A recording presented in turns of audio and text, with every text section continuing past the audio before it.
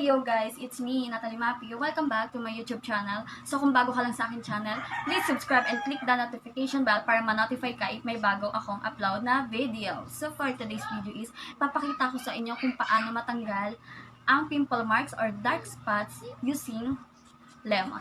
So lemon nabili ko sa bayan, sa palengke. So nabili ko to ng 10 pesos only. So, kung napapansin niyo is, bago yung background ko today, kasi nasa baba ako ng bahay namin ngayon.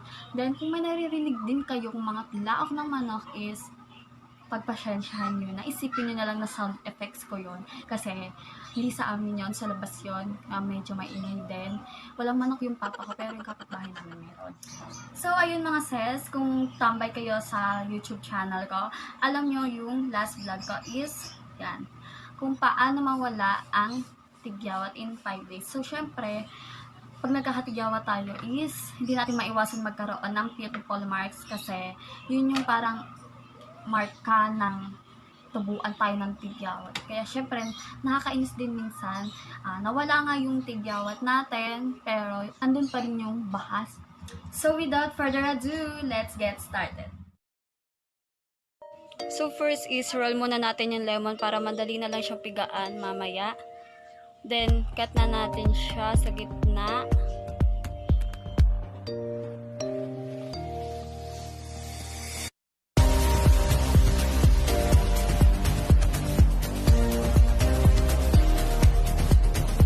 At kuha tayo ng lagayan ng katas ng lemon at strainer para mahiwalay ang mga buto.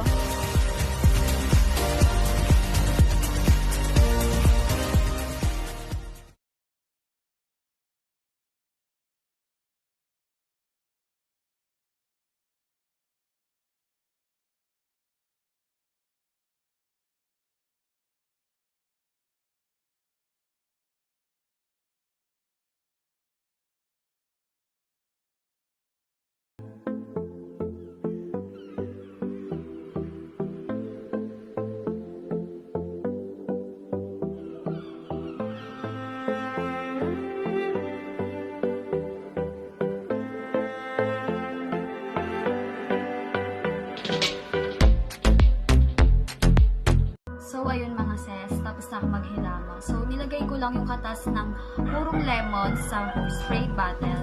Dito ko siya nilalagay.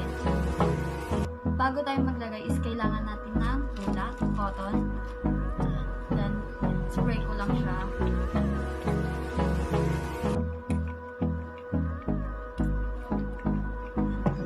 Dapat yung pag-dampit is soft lang. Kasi diba, pag madiin yung pag-dampi mo is makaramdam ka ng hapon sa face. Kaya dapat dahan-dahan lang kasi is sensitive yung skin natin, lalong-lalo na sa mukha. Dahan-dahan yan.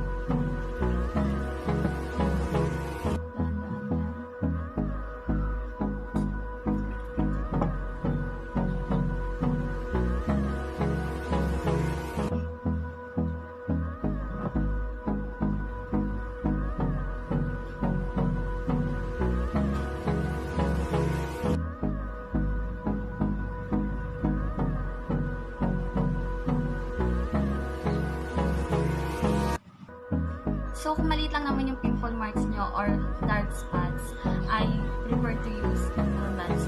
So, yan. Meron din akong lagayan dito. Kung hindi man spray bottle, lagayan siya. Then, like this. Soft lang din dapat yung pagdampi.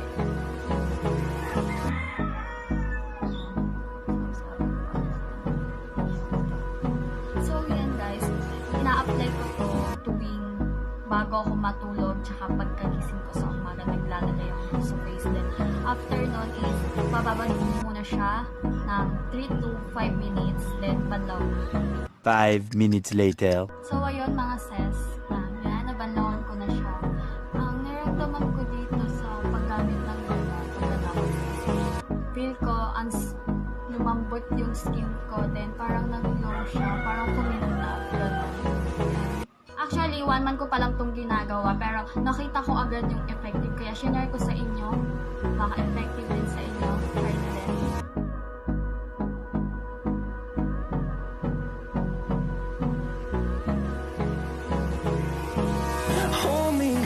Ayun guys, nakita nyo naman kung ano nangyari.